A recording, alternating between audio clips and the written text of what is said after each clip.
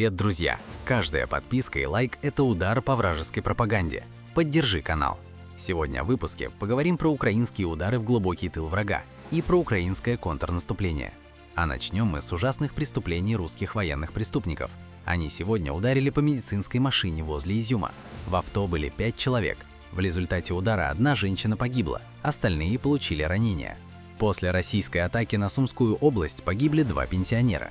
Вот кадры последствий атаки российских преступников на Богодухов, Харьковской области, в результате чего 4 человека погибли. Среди погибших 2 годовалых мальчика и 2-летняя девочка.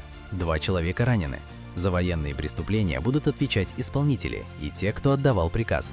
Расплата придет. 11 тысяч абонентов в 2 районах Запорожья остались без электричества в результате атаки России по объекту инфраструктуры. Снова начались украинские удары по нефтяной промышленности врага. Волгоградский НПЗ «Лукойла» поражен в результате ночной атаки.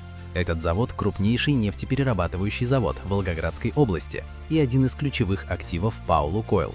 Во Владивостоке произошел пожар на ТЭЦ. В результате почти 50 тысяч жителей остались без электричества, пишут местные СМИ. Подстанцию пришлось отключить, из-за этого были обесточены несколько районов. И переходим к главной новости этого выпуска. Контрнаступление ВСУ на Запорожском фронте.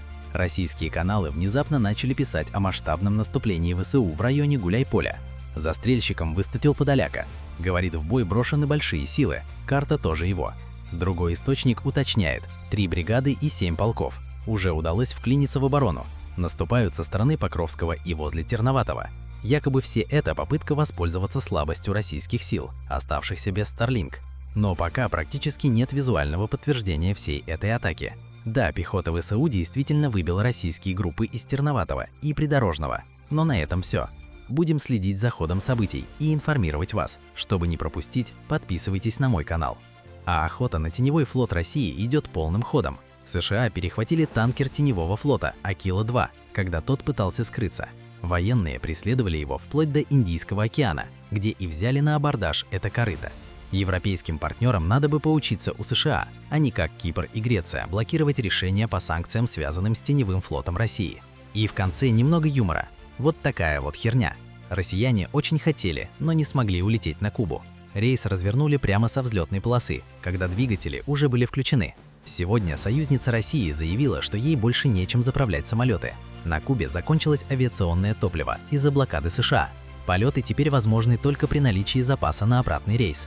Также на Кубе застряло около 3000 российских туристов.